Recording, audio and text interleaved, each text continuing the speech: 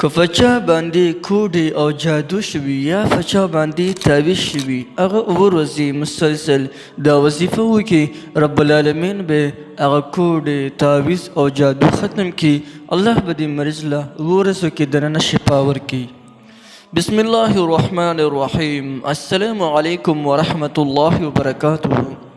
زما وروڼو او خویندو نن سبا د هر چا دشمنان ډېر زیات دي څوک پکې د پټې جامې دشمن وي څوک پکې د ښکاره جامې دشمن وي لیکن د ښکاره جامې دشمن صرف دومره کوي چې هغه ته ته نقصان در رسي نو ښه په کلو مټ باندې در رسي لیکن بعضې کسان د پټې جامې دشمنان وي هغې ته وایي د سپینې جامې دشمن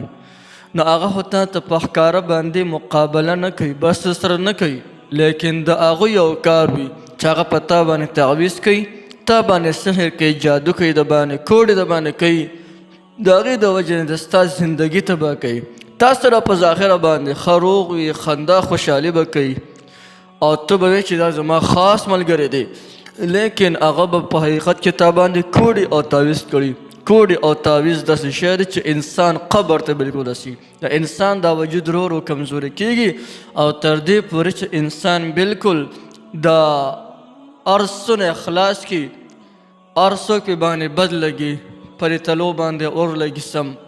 وایي زما دا تلی سوځي زما بدن سوځي وغیره نو دې ته وایي د کوډې او تعویض اثر کم یو انسان چې کلم په ځان باندې پوه شي چې یاره په ما باندې د تعویض یا د کوډو اثرات دي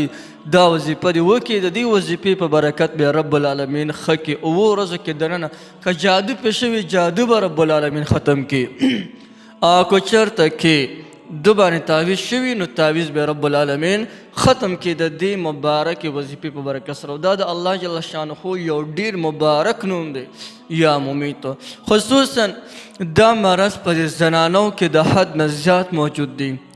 کله چې د یوې زنانه د بلې زنانو سره نه لګي نو هغه داسې کار کوي چېرته کې یو جاهل بدعمله جوارګر خبیث انسان چې هغه چېرته په زندګۍ کې منځ هم نه کړی هغه یو جادوګر انسان و دا ورشي وله پیسې ورکړي هغوی خصوصا په دې زیارتونو کې ډېر زیات کښېني نو دا ورشي وله پیسې ورکړي ورته وي بابا زما دا کار وکړه بابا چې څونه پیسې دې خوښ دا وکړه خو دا جینۍ مې د مخې نه لر کړه یا دغه هلک د مخې نه لر کړه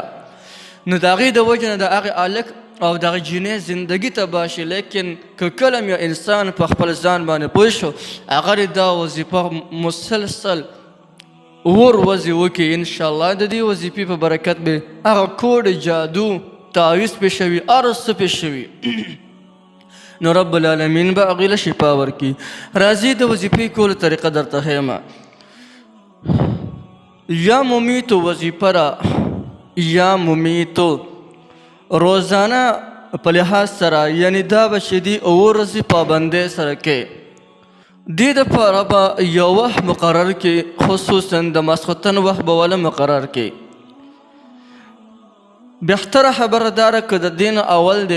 3 ځله درود شریف ولوستو نو ډېره ښه خبره ده 3 ځله اول او 3 ځله آخر 3 کرته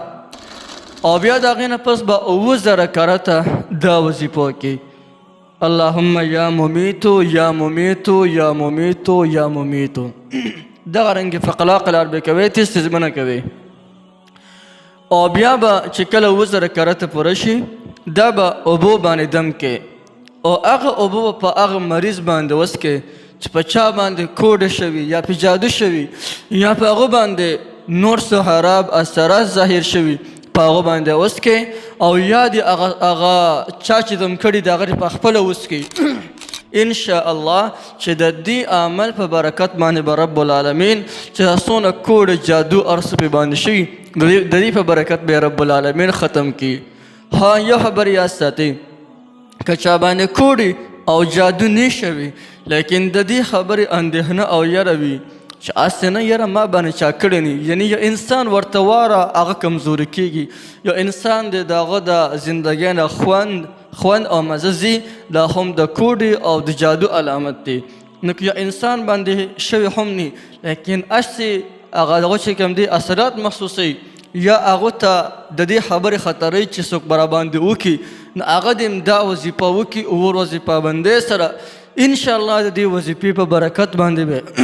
رب العالمین د دې ناکاره عمل نه محفوظ ساتي. که ده باندې کوډې او جادو هم شي لیکن د دې وظیفې په برکت باندې به ده باندې تعویض جادو کوډې وغیره دا به ده باندې اثر نه کوي.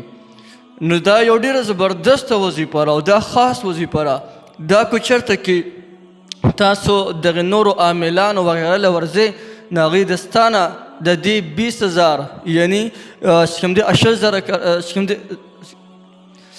خصوصا د هر چا هغه پیسې جدا وي. څوک به دنه 20,000 روپۍ اخلي، څوک دنه چې کوم دی هغه 15,000 او څوک دنه اخلي 10,000. بیا به د هغې نه پس لږ شان دم د باندې واچوي او دغه وظیفه به درته وښیي.